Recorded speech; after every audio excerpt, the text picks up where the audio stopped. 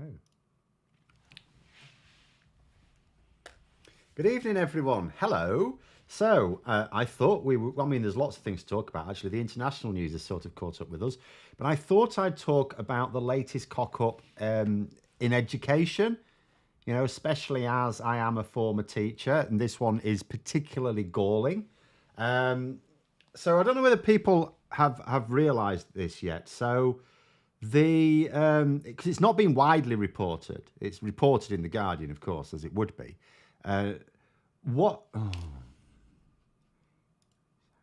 There is sound. Stop lying. Someone type in the chat, please, that there is sound. There better be sound anyway, because everything's working at my end. Sorry, I thought I'd muted myself again. I had not. No, so thank you, Rufus. So the issue here is that, so we already know the education budget is shot. Head teachers on an annual basis are having to strip away resources, whether it be staff, with teachers, teaching assistant, other staff, ancillary staff, whether it be, other resources. They're constantly cut to the bone. Bear in mind as well that, the pupil rises in schools have been rising over the time the Conservatives have been in office. Labour's big thing was trying to reduce class sizes. The Tories just threw them straight back up again. So head teachers are already up against it. Maggie Pie saying, we hear you, Phil, so you better not say something stupid. I can't promise. But this latest one is really egregious. So the latest news now is that the Department for Education have messed up their figures. So they are now telling schools, actually, this money you think you're getting, which is already not enough, you're getting a lot less than that because we made a cock-up. Now, I gather this is a £370 million cock-up, right? Now, I gather that the problem here, if you've got any other comments about other things, bring it later. I will answer it later. I want to go through this one first. What has happened was, I gather a council, I'm not actually sure which council, a council split in two, right? So there was a reorganisation and a council split in two. And the government didn't count the number of pupils in the new council. So when they had their budget and they divided it by the number of pupils in England, because this affects it, education budgets are sort of devolved elsewhere. Education completely is devolved in Scotland. So this is for England. So when they divided the budget, which was already not enough, by the number of pupils, they came up with a figure to give to schools because you get so much per pupil, right? Because the government completely missed out an entire council, it means they told schools they'd be getting more than they now really are. So what has happened is the government have had to say to these schools, oh, you've drawn up your budgets for next year. Well done. We're now going to take some money off you. And that money amounts to, I think it was, according to, I better get that thing up again. It's £45 a pupil in primary schools, less, and £55 in secondary schools. Now, here's the thing. The way it's been reported in The Guardian is that in a typical secondary school, that is the equivalent of a teacher, getting rid of a whole teacher. In actual fact, that is not correct. It's worse than that. A head of department, yes, maybe. A typical secondary school has just under 1,000 students in it. So £55 a pupil, you're talking about over £50,000. So you're sort of talking about a middle ranking teacher. You're not talking about a classroom teacher. Well, they are still, heads of department are still classroom teachers, but that's what you're talking about, a head of department, losing a head of department. Or losing a classroom teacher and a teaching assistant. One of the two. In the primary school, it works because they usually got like just under 300 pupils, usually in a typical primary school. That works out at like a classroom assistant or maybe part-time classroom assistant, not full-time. But still, You know, imagine sort of saying to an average primary school or something like that, yeah, you're going to have to chop another 13,000 off your budget. And I'll tell you what, and I'll tell you my experience as a teacher, the difference between Labour and the Conservatives. First of all, Labour never messed up a budget like this. In the whole of Labour's time in power, you never had them, you know, announce budgets and then a bit later go, oh, sorry, we messed up the figures. You're not getting that much. That never happened. So this, first of all, this is incompetence. This is incompetence. There's no excuse for this. It shouldn't be possible. But the second thing is, when I started I was a trainee teacher from September 1997 and I qualified summer 1998. So I was the first cohort with Labour in power. So Labour won in May 1997. I became a student teacher the following academic year, the start of that academic year. And the money was already rolling in. You know, when I left teaching just a few years ago, you know, you're using like equipment, you sort of need replacement equipment. It's like, sorry, there's no money for it. When I started my teaching career, there was so much money coming in. The science departments were going, great, we could get loads of new equipment. And sometimes I have to confess, sometimes they ended up buying equipment that they didn't really get that much use out of. It probably wasn't the best use of it. But, you know, the funding was coming in for lots of new equipment. No longer were you having to get the lab technician to patch up power packs or ticket timers or anything like that. We were getting data loggers, data logging equipment, which is what we use now. I've not worked in a school for ages that even uses ticket timers. We use data loggers. But the data loggers they're using now are the ones they bought when Labour were in power, because you haven't got, you know, it's very difficult to get money for new ones now. And that is the difference with it. But this is just absolutely egregious, because these head teachers have already had to work out budgets. They've already had to cut back. They've already had to try and teach on a shoestring. And now the government's saying, oh yeah, they're saying to a secondary school, by the way, yeah, there's like 55 grand we want back off you. And it's like, well, what? Where do we get that from? Anyway, I'll go through a few comments. Craig saying that it's a good thing this government's obsessed with maths. Well, I mean, also, can I just point out again, this Gillian Keegan again, she was the one a month ago when schools were literally collapsing because the government hadn't been repairing and rebuilding them. She was the one who said she was outraged that she would go, well, why don't we get a pat on the back until we're doing an effing good job? Look at this now. So first of all, presiding over school buildings that are collapsing, she has the nerve to say that the kids prefer being taught in the porta cabins to the buildings. Absolute hogwash. Second, now this. Is she going to demand another pat on the back? Does she want a medal this time? Does she want a special ceremony? Does she want a damehood out of this? Absolutely enrages me. What's a data logger? So, I mean, there's data loggers for lots of different things, like, for example, temperature. So if you're you know how in school maybe you had, you know, like stearic acid or something, you're doing melting or curves or something like that. And you'd have a thermometer in it and you'd read it every half minute or something like that. Well, you can just have a temperature probe in there and it's connected to a data logger and it'll just record it all, and then you download it onto a computer and you can just leave it. You can just leave it to do its thing. You can be doing something else. And then you've got the accurate data, not someone looking, you know, with parallax errors. But where it's particularly useful is with things like motion. So you can have like a sort of like an echolocator thing.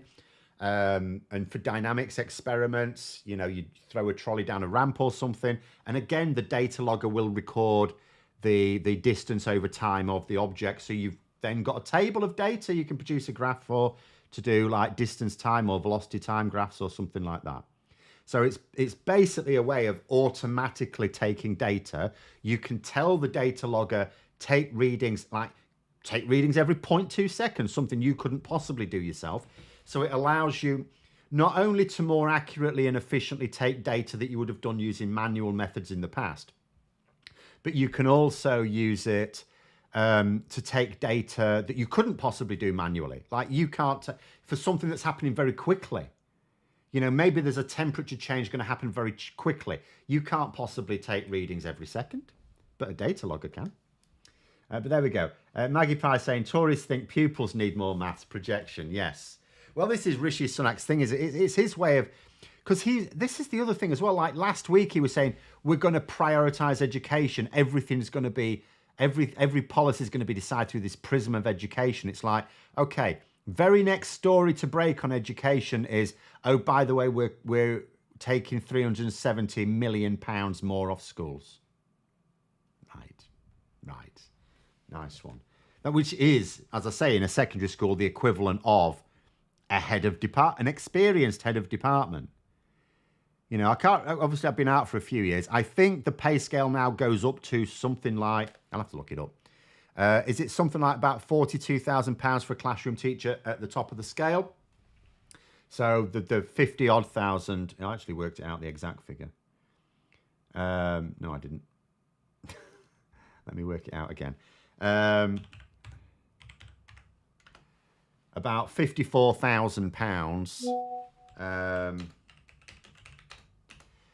for a secondary school. So if I look at pay scales, and then let me put the chat back up so we can actually see what people are saying. Where are we? What are we up to now? Oh, it's actually gone higher than I thought. Oh, this is for next year. Sorry, I see. So it's actually up to 46,500 for a classroom teacher. What is it with the management allowance? I'm not really sure. But okay, it's so we'd still say a head of department. That's still more than a classroom teacher. But anyway, Uncle Social's there saying, laureate on the news stating how the government's cutting funding for libraries and how we will manage without them. Right, so libraries have been being cut for an awful long time. I mean, what's actually happening, because I know a librarian. So what's happening in my local, when I say my local, I don't mean where I live, there's no library where I live, but in the nearest large town, the library there, or you know, there's more than one library there, but they're not just libraries anymore. They used to be, like when I was growing up, or even when I was a young man, a library was a library. You go to the library, it's a library. That's what it is. It's got books, right? It's got the odd computer for things as well, but essentially it's got books and tables for you to study and things like that. It was a library.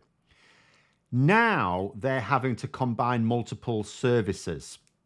So you've got a library and then you've got lots of other like council departments going in as well. And this librarian friend of mine was saying, you know, they were also using it for things where, you know, for example, like drug services. So what it meant is you had people with like, you know, addiction problems in the same area as you had children, and there was no staff, you know, safeguarding. So a lot of very dodgy things are happening because there isn't enough funding to actually fund libraries anymore. So the ones that haven't closed down have just been, the way councils have managed the budgets is to combine the library space for other council services as well. And some of them, you know, it will be fine, and some of them not so fine. But there we go. Filling teacher made RE data loggers. Data loggers are absolutely brilliant. They're absolutely superb. Now, usually, I'm not saying you never use the manual methods in schools. First of all, you want to teach them the basics anyway. But also, you wouldn't have data loggers for every class. There'd be like a set of data loggers for the department. So you couldn't use them all the time. So you'd have to sort of justify it. But the fact that they existed was absolutely superb. And they didn't exist. Well, they could, you know, some of the wealthier schools may have had them, but they only started to appear, really, when Labour were in power. But anyway, maths to 18 is a nonsense. Well, ooh, throw my mouse around. It will literally be a nonsense because see, in theory, there is already maths to 18 for some. Usually it means because they haven't done very well. So you are expected to study maths. You have to get a GCSE above a certain level in maths and English. So if you go to college and you don't have that grade in maths and English, or maths or English, you'll have to resit anyway. So you do get some people doing it to 18 anyway, but I don't think that's quite what he means. It's very difficult to say what he means. It'd be better to say critical thinking to 18. Critical thinking and civic lessons to 18. That would be better. But again, it's just to sound like he's got this thing. There's no plan for it. Like, where's the white paper for it? If I go onto the Department for Education right now, you can go, it's always worth having a look at government websites, because whenever they say, oh, we've got this policy for this, it's like, okay, where's the plan? And you have a look and you go, oh, there's no plan. So you look at the Department for Education, right? Press release, policy paper. So let us have a, this is the Advanced British Standard. Let's have a look at this policy paper. I've already looked at this in advance. And you look at it and you think, okay, this is 47 pages of just bullet points. It's like absolute nonsense. I could have knocked they've basically got someone to knock something up. There's not a plan. I'd already read it in advance. I don't need to scan through it now. You know, it's not a plan. It doesn't have any justification for it, how it's going to work in practice, how it's going to be funded, how, like, there has already been a major reform in education under the Tories with Michael Gove when he was Education Secretary. He changed GCSEs. Now, on the face of it, he changed it so the grades, instead of being letters, were numbers. But in actual fact, it was a bit deeper than that. But where they went wrong is they didn't bring employers with them. So employers were complaining at the time, we don't know what this means. Oh, a 4? What does that mean? Because they understood the GCSE grades before. They understood what a grade C was, what a grade B was, what a grade A star was. They didn't understand these numbers. And the government said, oh, well, it's like this, but you can't really compare it. And you couldn't really compare it. But there was no, even for teachers, there was a lot of confusion. I remember I taught, so they did it for maths and English first, then they rolled it out for others. So I was teaching it for the physics, the GCSE physics, and I taught the first year of that. And I was paying, because I'm, into my data, and I was paying very careful attention to exactly what the government was saying was the standard. Because when there's a reform of a qualification, it's always a bit dodgy, because there's three things you're sort of teaching when you're teaching. First of all, you're teaching the subject content. Second of all, you're teaching the skills. And then third of all, you're teaching them how to pass the exam. There is a heavy dose of teaching to the test.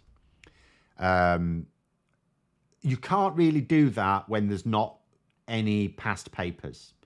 There's always like specimen papers, but they never bear any relation to the actual papers. I fell foul of that one with Curriculum 2000 when I was a young teacher. So I was paying very, very careful attention to the government guidance, and I was coming up with predictions for my students. And I had senior teachers in my college go, no, Phil, they've said, like, hardly anyone in the country is going to get a 9, the top grade. And I had several people in my class that I said, no, they're going to get a 9. Because I was like, really mapping it. And they said, so I had to keep being harsh with my predictions. And then when the results came out, like 4 or 5 of them got 9s. So it's like, well, I was right. But the fact that it was that confusing that senior teachers in my college were getting confused. Never mind employers. Absolute mess. But anyway. Mandatory maths tutoring for Tory MPs in one policy I can support. Well, I mean, they could do with learning a bit of critical thinking themselves, couldn't they? John said, I did critical thinking extra A-level on top of physics and English. It was genuinely quite useful, asking us to look at arguments, pick out fallacies. So was that the... Now, now this was Labour. Now, because I was teaching in the college in the noughties, and there were 2, weren't there? There was Science for Public Understanding, which was the one with the science link, and then there was another one. What was the other one called? Because there were AS levels, weren't they? They weren't full A levels. I mean, I taught one of them. But there was another one that was more for, that had, so there was one that had a science slant on it. That was the Science for Public Understanding. And then there was another one, and I've completely forgotten what the other one was called because I didn't teach that one. But there were 2 critical thinking A levels. But there we go. What's Labour's latest policy on housing then, to build a shitload of houses? What they've announced this weekend is to effectively create new areas. Because the issue, of course, and this is the issue the Tories had, is they weren't averse to house building because they know that people who own their own homes vote Tory, or a disproportionate number vote Tory. So, but the problem was building houses in existing communities kicks up NIMBYism problems. Now, Labour aren't immune to that themselves, although what I will say is that most of this NIMBYism tends to occur in areas that Labour aren't really gunning for. So it's more of a problem for the Lib Dems and the Tories. That being said, Labour are a little bit conscious of it as well. So although they will be imposing housing targets, they've also said we're going to be building housing developments like away. Now you get this anyway, but they're really going to go for it. So effectively, the idea is like new communities, new towns, and that way the house building doesn't piss off locals because there aren't any locals. Like, you know, and they're talking about houses along like, you know, long stretches of roads and things like that. And again, you do get this happening. It's just that it's sort of badly lagged behind. I mean, you can go down like the road, you know, the green belt. I mean, this is the green belt, but we don't mean building on. They don't mean building on like green lands. They just mean the green belt is just the space, remember, between towns. Some of it is already developed, and if you drive down a road between towns, you sometimes see new housing developments. Or I don't know. You tell me, because I do, but I'm sort of in the North Midlands and the North. Maybe you don't see it as much in some of the Tory heartlands. But I can tell you, in the North Midlands and the North, if you drive around, if you drive between... Like, for example, when I drove to Selby to do some canvassing ahead of the by-election, so I was driving through the Green Belt and I saw new housing development. Brand new houses hadn't been sold yet. Well, some of them will have been. They'd been finished and they were for sale. And that's the sort of thing Labour, what they've talked about this weekend anyway. I mean, in reality, there'll be lots and lots of parts to it. But Labour know they need to build the housing because there's so many... It should be cross-party, but there's so many advantages to Labour as well. If you think about the Tories, the advantage to the Tories is more housing means that people are more likely to be able to afford to get on the housing ladder. Those are the sorts of ones that Conservatives can try and get in them as they approach middle age. They can try and say to them, oh, you're a homeowner now, you should be voting Tory. But for Labour, there are advantages as well. First of all, if you think about the problem with insufficient housing, first of all, it raises costs for everyone. And ultimately, Labour need to raise people's standard of living, everyone's standard of living, not just a few, not just like the upper middle classes. Second of all this claptrap from the likes of Nigel Farage about, oh, the reason you've got all these problems with housing is because too many immigrants. And it's like, no, it's because you haven't got enough houses. So by Labour dealing with housing as an issue, imagine a situation where there is no problem with housing, right? The housing is affordable, whether rental or, you know, getting on a mortgage, it's affordable.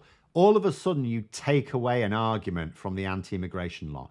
And bear in mind, you need immigration to power a large economy. If you want to boost your economy, you need quite a few things. You need immigration. You 100% need immigration. And I go over that quite a lot. But there we go. David Down is just throwing in a random 15-minute towns there, or 15-minute cities they're complaining about, aren't they?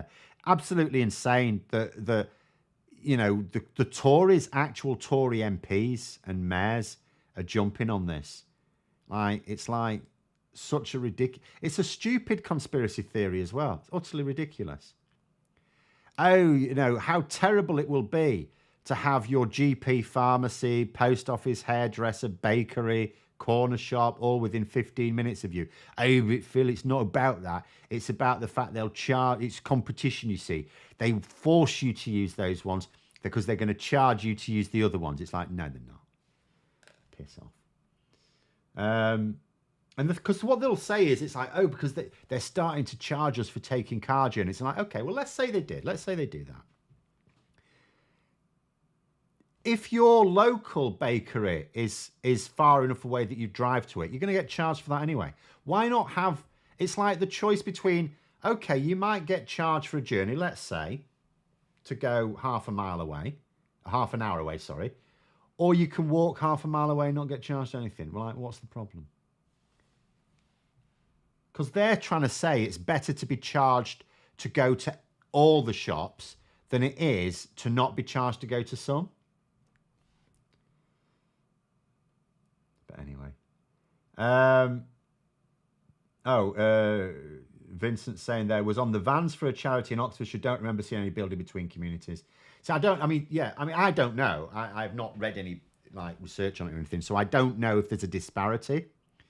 All I know is you do see building develop. See, the thing is as well, where the part of the country I live in, I mean, I'm just underneath the north of England. It's really the North Midlands. But if you go any sort of further north, it's into the north of England. And the housing developments are more popular there. You know, the NIMBYism is not so strong. I mean, for example, where I live, it's like an old historic market town, and it's very conservative. And yet there's new housing developments here that were supported. You know, the community's quite happy about. I've not seen any protests against them. And I've been living here while the plans were being developed. So I went along to like the sort of town meeting where they sort of talked about them and showed the plans and everything. And I saw I'm not saying no one has written to their council and say, oh, I don't like this. But despite the disruption it will inevitably cause, because it will, always will, and it has done, I've not seen any vocal opposition. Like there's no signs up or, you know, things stuck to lampposts going, oppose this move, oppose this move. Obviously, it's too late to do it now. But even before any development had started, I saw no opposition to it. So, you know, up here, it's the NIMBYism. It's not that it doesn't exist, but it's really not that strong because people feel the need for housing. Whereas maybe in places like Oxfordshire, so maybe around, you know, the home counties, that is where the problem exists. But that's also where most people live as well. It's also where most people live. But anyway, we're charged in the form of parking charges. I suppose it depends where you go. I'm trying to think of anywhere I would go and be charged for parking.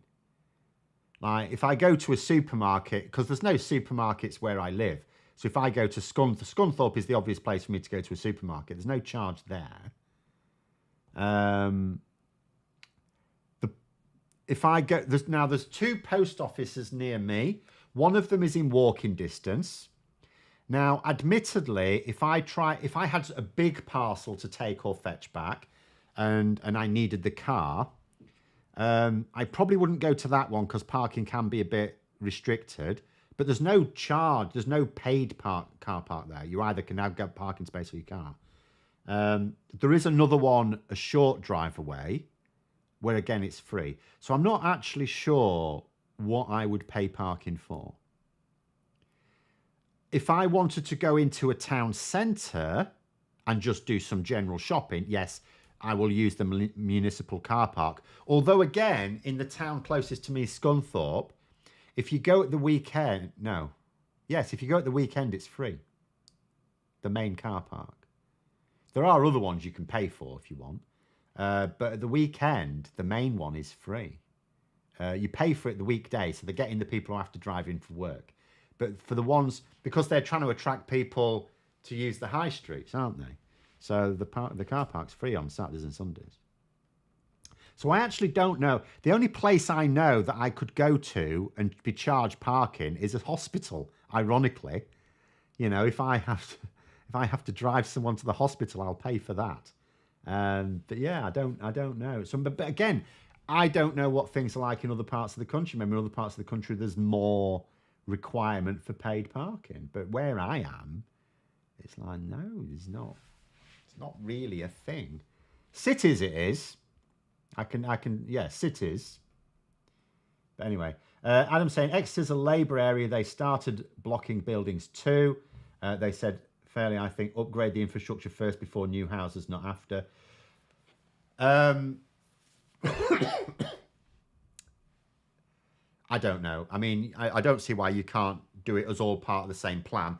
Obviously, you have to build roads before you can build the houses anyway, because otherwise, how are you going to get the lorries to the housing, the building sites?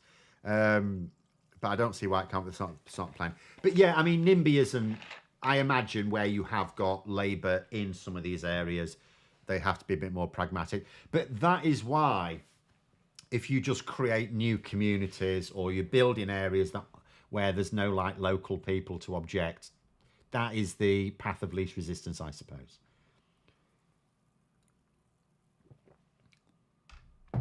Phil saying, I work all over England, and if well-off villages, usually the NIMBYism is strong in these places. See, I mean, I read things like that. I don't really have experience of places like that. You know, I grew up technically in a village, but it was a mining village. It was a Yorkshire mining village. And then I went to Manchester for university, and then I lived in Grimsby, and then Immingham, which is like a small port down the arse end of nowhere. Then Scunthorpe, and now Epworth. So I haven't really... this Epworth is probably the closest to, like... Because it is a Conservative area. So it's probably the closest to a small village. Well, Immingham would be as well, because that was Tory. But those are probably the nearest I've got to small... But even then, it's not really like village fete type place. So I've never actually lived in a place like that. Parcel Rogue saying, 2 estates of new houses of 900 houses each have just been built around your North Oxfordshire village, targeting commuters, non-locals, and on Chilwell floodplain. Well, this is interesting. So, okay, floodplain building is suboptimal.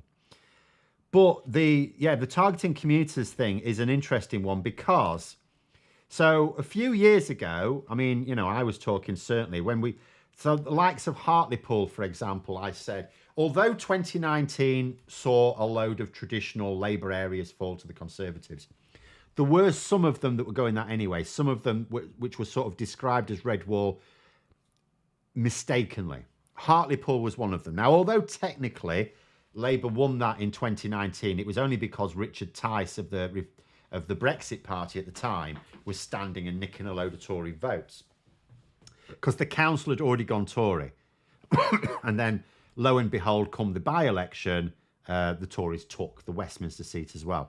And that wasn't anything to do with what was causing the likes of Scunthorpe or Grimsby to fall to the Tories, for example. This was because places like Hartlepool were old. They were former industrial towns where there was no industry anymore.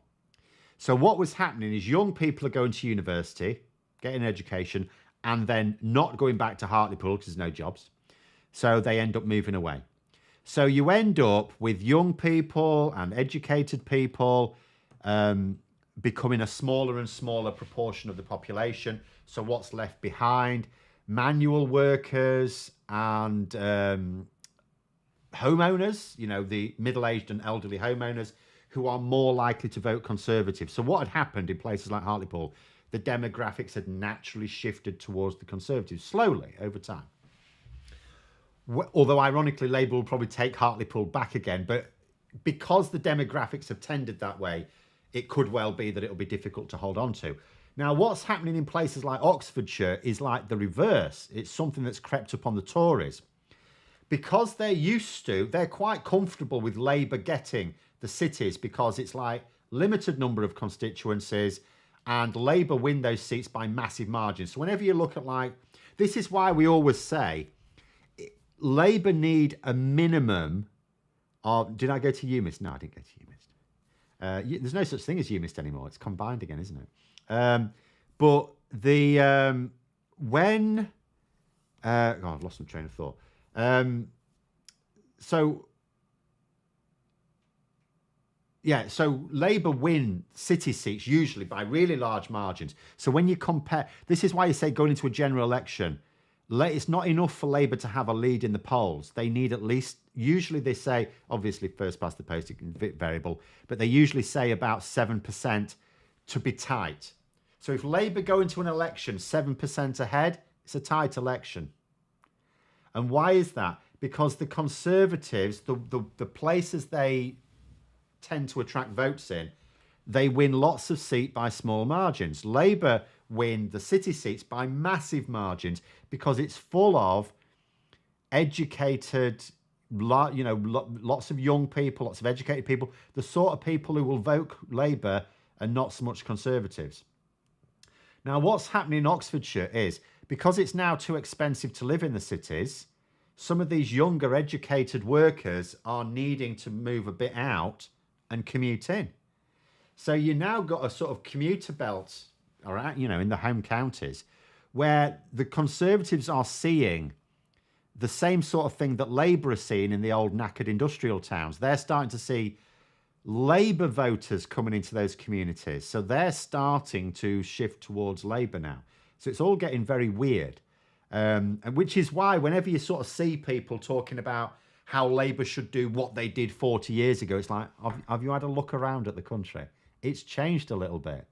The nature of the communities, the nature of the demographics of voters has completely changed and continues to change. Which is the downside. Phil's just saying again, I was working just outside Bedford this week. All houses were united in their isolationism. So funny, so where I am, I'm Epworth, and then there's another town called Belton. And then there's a road connecting them. And there's I don't know how many it is. It's like 3 or 4 houses. And they've been built for ages and they can't sell them. And you can sort of understand why. They're quite big houses, but they're sort of crammed together. So you look at them and think, well, the houses look quite posh, so they're probably going for a bit of a price. But they're crammed together and they're on a main road and there's nothing nearby because they're in a road between 2 towns. You could walk to the shops, but it'd be a bit of a walk. And there's nothing there. And it just looks crap. So I don't know what they were thinking. They should have actually just built more modest, affordable house. If they'd have built affordable housing there, they'd have got more houses in. And you'd have got people to buy them. But anyway, it's all a bit weird, isn't it? But anyway, all right.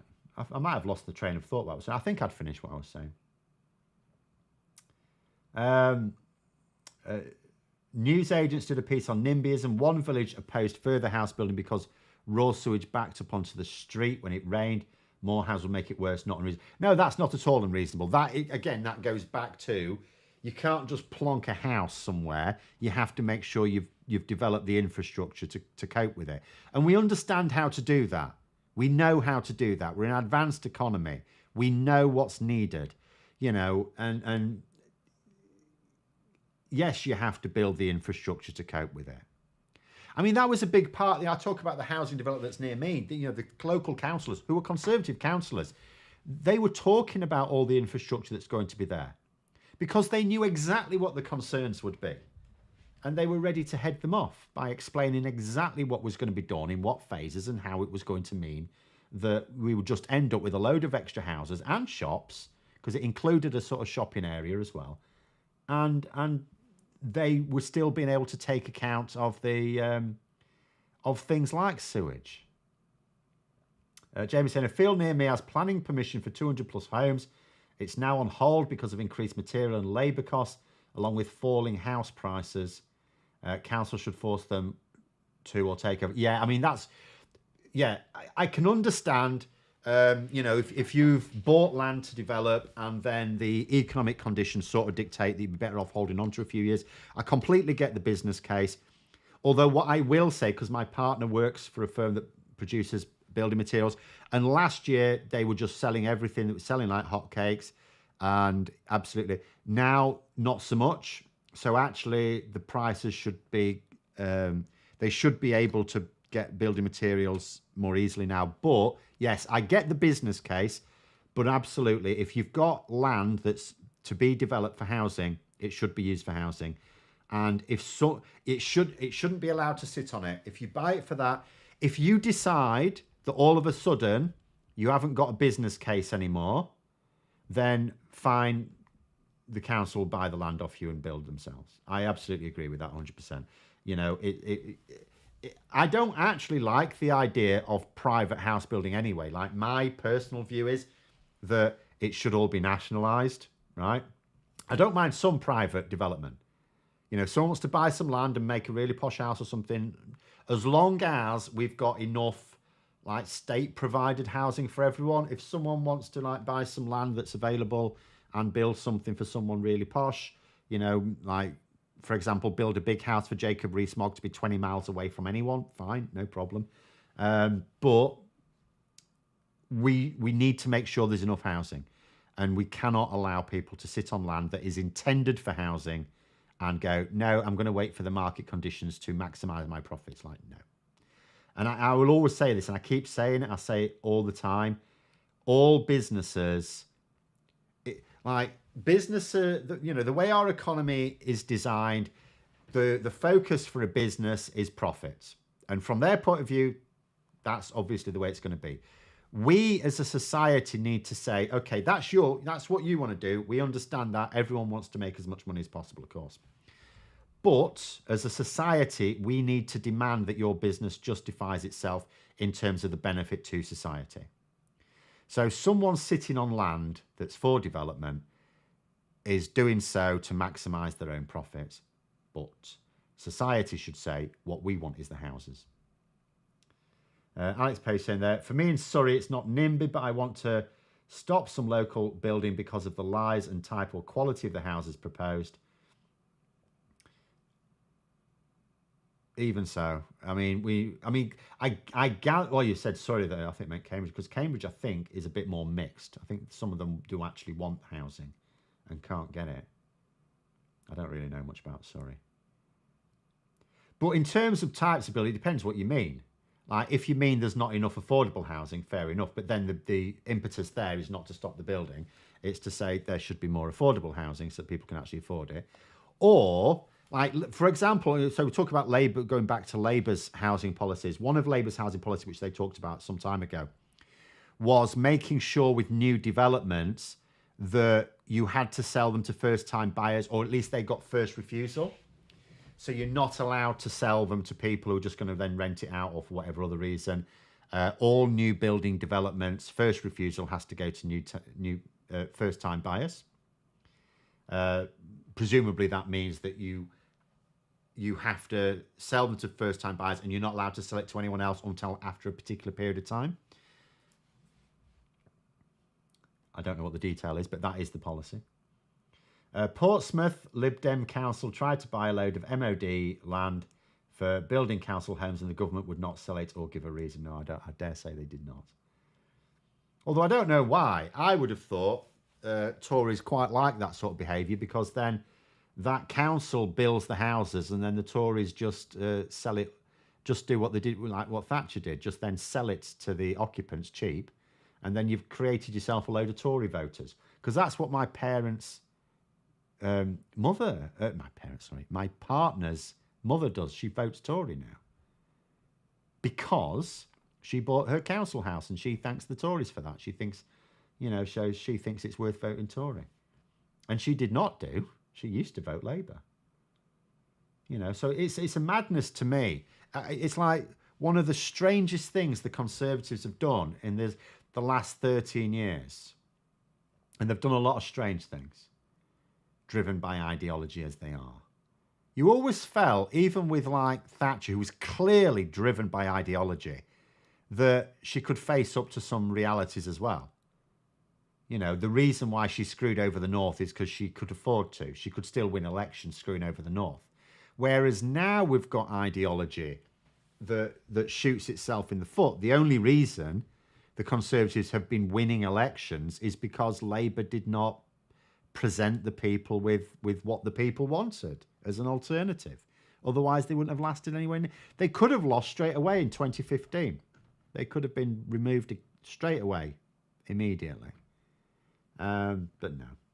But the strangest thing they did was to cut off the supply of housing because that's their future voters. And it's all right, George Osborne going, oh yeah, but the NIMBYism, we can't really find a way around. Of course you can. You just create new communities then, if needs be.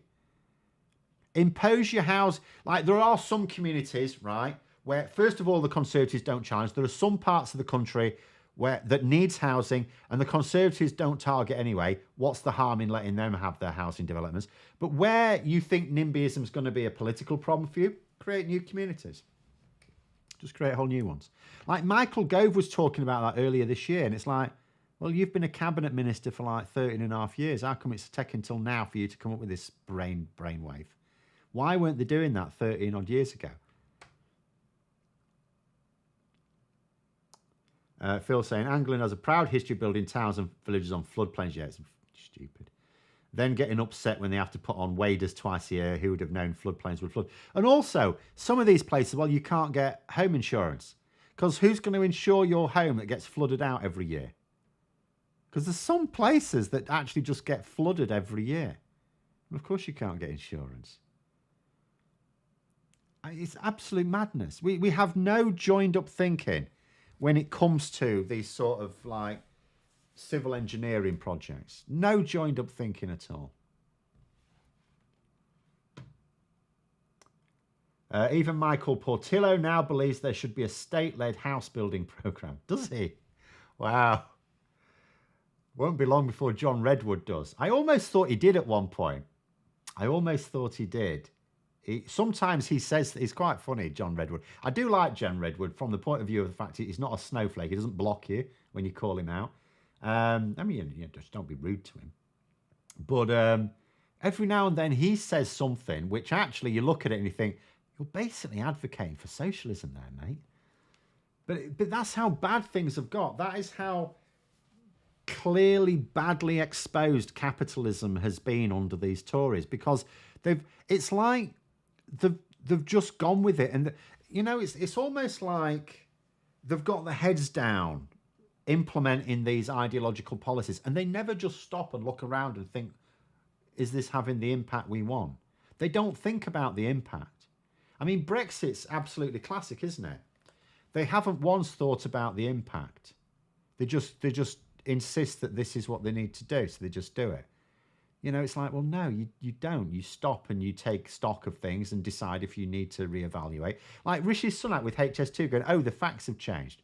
Oh, really? Well, why don't you apply the same thinking to Brexit then? I know he's sort of reining back some of it compared to Johnson, but he's still not being honest about that. Phil, can Labour enact legislation to make 55 Tustin Street think tanks reveal donors? I do hope so. I mean, legally, yes, of course they could. Absolutely. And I certainly hope they do. There's like, you've got to think about it. Wherever you've got opaque financial affairs anywhere, you have the potential for corruption. Like, even on a workplace level. So you've got like an office of people, 6 people, say, doing largely the same job, and you don't know what each of you are. It's like a private thing, so there's no pay scale. And all 6 of those people doing the same job, doing it as well as each other, can all be paid widely different salaries. You could have someone on 50 grand, someone else on 30 grand, right? And that happens, and we know that happens. And how does that happen? Because salaries are not a matter of public interest, but there are some countries where it is. I think Sweden, for example, if you want to know what your neighbour's earning or what a colleague's earning, you can go and find out. I think you have to go somewhere physically to do it. I don't think you can look it up online, but you can just go to a register and look it and say, I want to find this information out, and you find it out. So where you've got something like that, you've got much lower levels of corruption. And the same thing should apply to everything. I don't understand.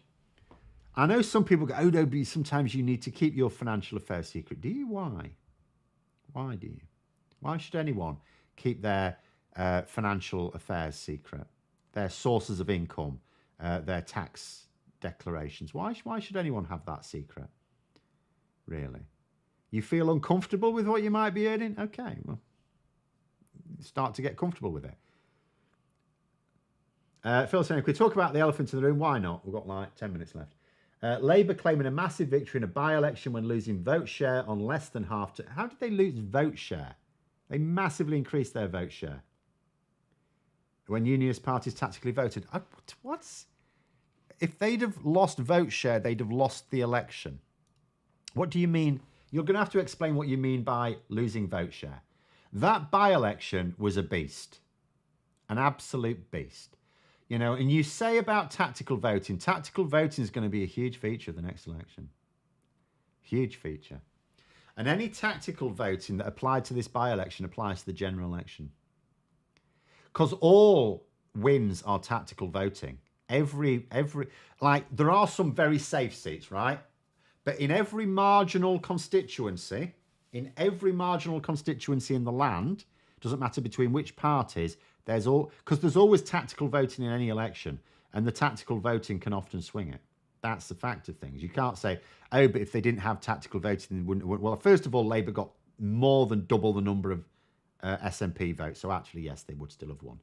But second of all, it was like, you will always get tactical voting because most people, when they look at an election, whether it's a by-election or a general election, in their constituency, there's like, 4 or 5 where it can be genuinely a three-way battle. But in the vast majority of constituencies, it's a two-way battle. Anyone voting for anyone else is just showing support for their party because either they don't care who wins or for whatever other reason. Sometimes you have some mad reasons. It don't matter. You can use your vote as you like. But most people recognise it's a battle between two. And if it's a marginal constituency, they know that tactical voting can swing it. So they tactically vote for the candidate that they most prefer or that they least hate, depending on how you want to categorise it. You know, that result from Labour was phenomenal. Now, as I've said, and I said in my video, you don't get carried away with if this happened across the whole of Scotland in the general election, because it's not going to, because Labour were able to focus on that seat. Now, so could the SNP, but the SNP ran a bad campaign. So if you are the one running a good campaign and you're focusing on one seat for a by-election, you're going to do better than you will in the general election. I'm sorry, I'm just seeing if I had a follow-up. No, I haven't got a follow-up yet. Malk is saying there, in Finland, you can look it up online. I think there's a lower limit of 40,000 euros on it, but it's easily done. I am assured by Finnish friends. Oh, there you go. Even better. But that being said, I don't think there's any real problem with having to go to some efforts to find it. And I'm not 100% on the Sweden thing either, by the way. I'm just aware that there is like a Scandinavian country where I think you have to physically go somewhere to find the information, but you can get it. And something like that I'd be fully in favour of. Absolutely fully in favour of. I know, because the thing is, when people say they're uncomfortable as well, it's because we're brought up in this country to feel uncomfortable, but we shouldn't, because it's harming us.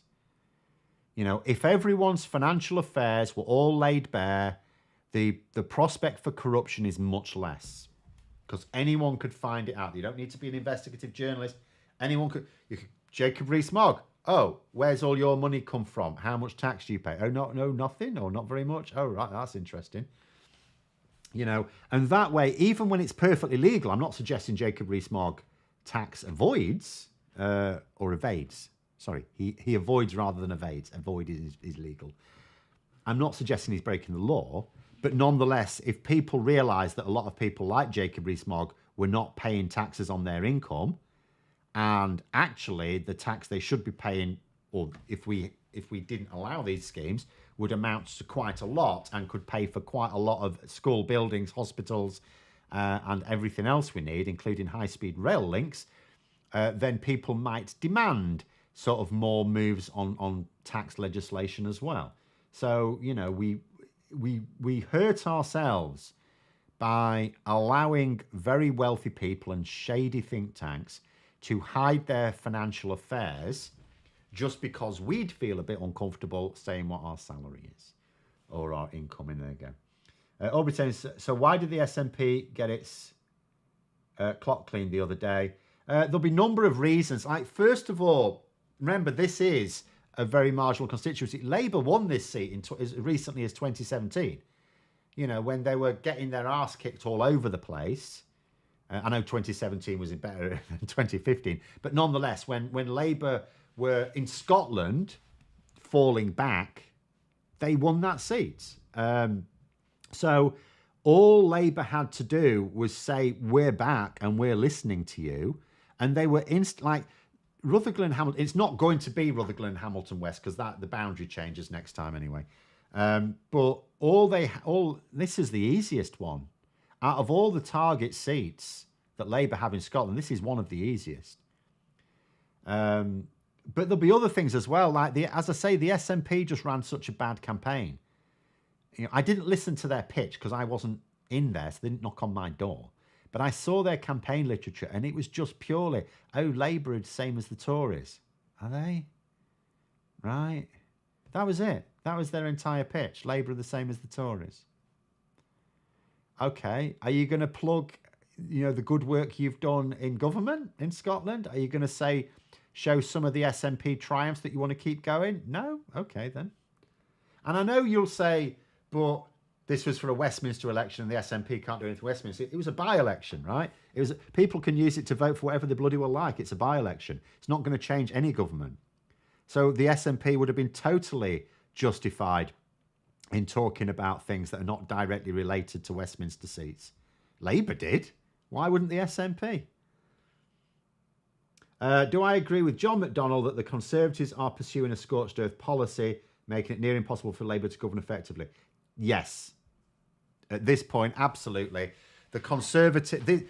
It's impossible to judge the HS2 in particular policy as anything other than the Conservatives know they're going to lose and they're trying to...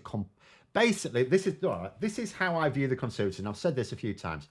So Labour want to govern. They have their particular reason for wanting to govern. The Lib Dems would like to govern. The SNP want to govern. Plaid want to govern. Green Party would like to govern. All of these parties have things they want to do in government. The Conservatives don't. They're a fundamentally different beast, and really people need to understand. The Conservative Party exists to stop others governing. They're seat blockers. They are there to stop others governing.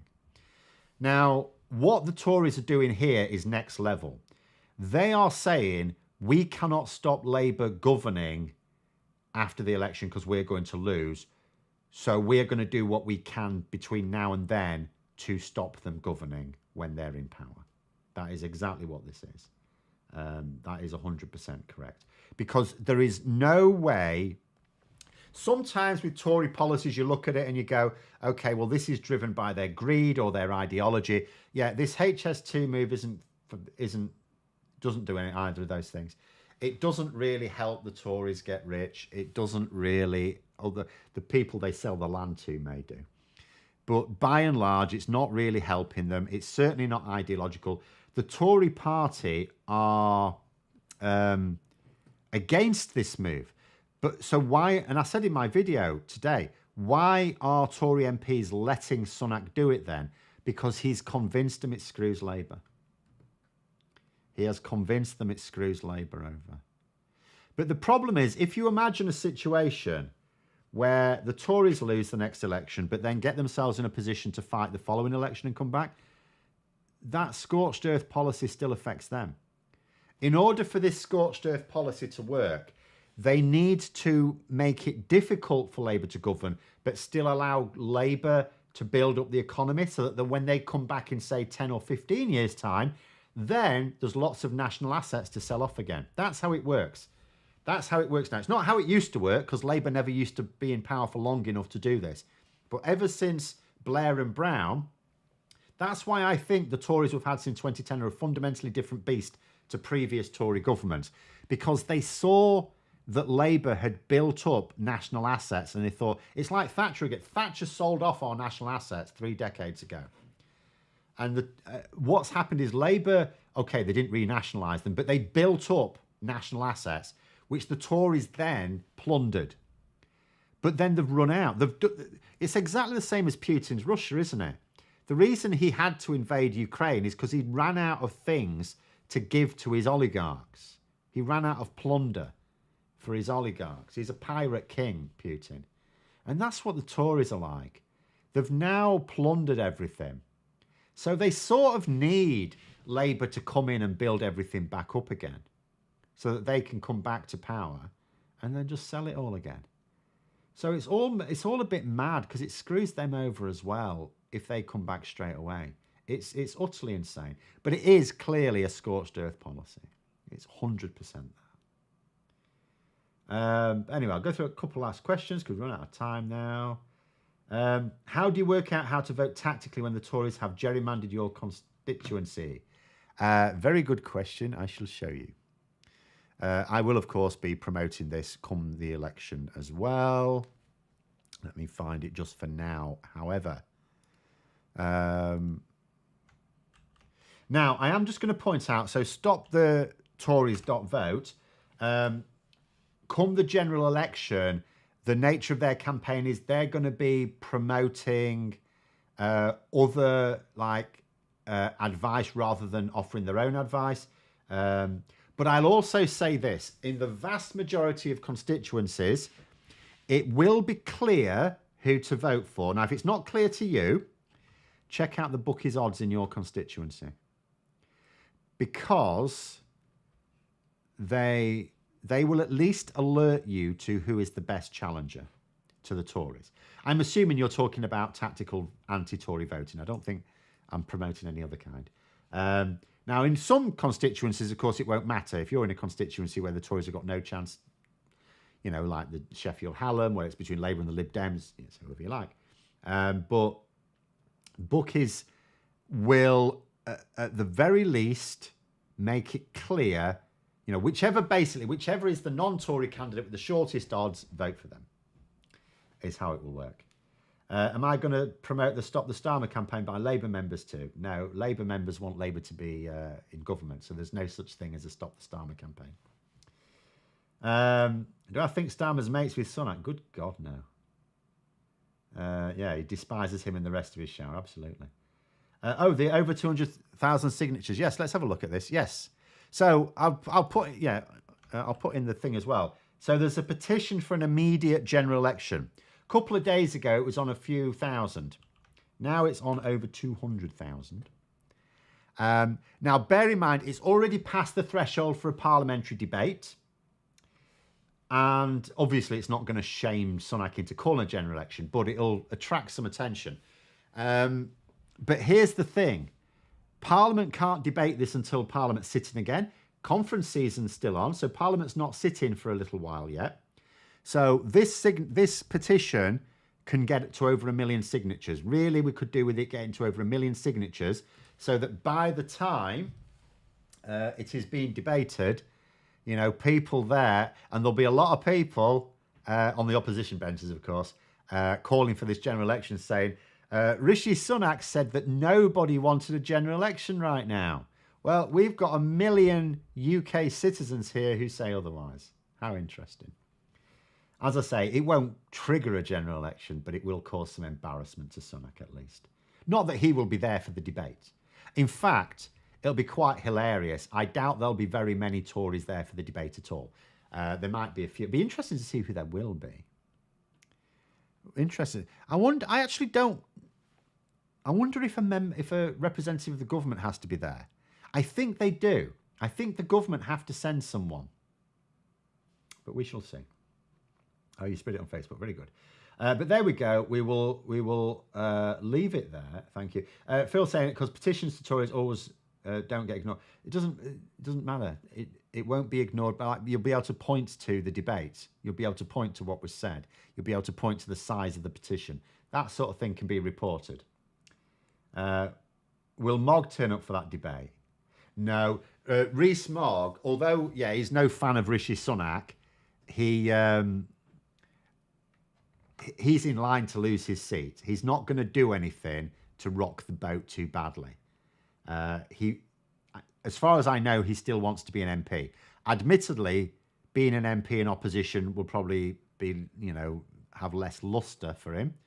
but I think he does want to be an MP, and he's in the frame for losing. Actually, I mean, most of them are in the frame for losing their seats, quite frankly. But anyway, we will call it there. Thank you very much for coming on, everyone. We'll be back next week to discuss who knows what, presumably something arising from the Labour conference. I will just point out, so tomorrow I've been busying myself doing nothing this weekend but writing videos, because on Monday and Tuesday I'm in Liverpool, so I won't be doing any videos then, but there will be videos up. So I've been writing loads. They won't be up to date, of course. So if anything breaking news happen on Monday or Tuesday, yeah, I won't be covering it. But I will. I shall be back to doing, sort of more up to date stuff on Wednesday. But I will have some videos at least for Monday and Tuesday. Possibly not 2 each day, but we will see. But thanks very much, anyone, and until next time, I will see you later.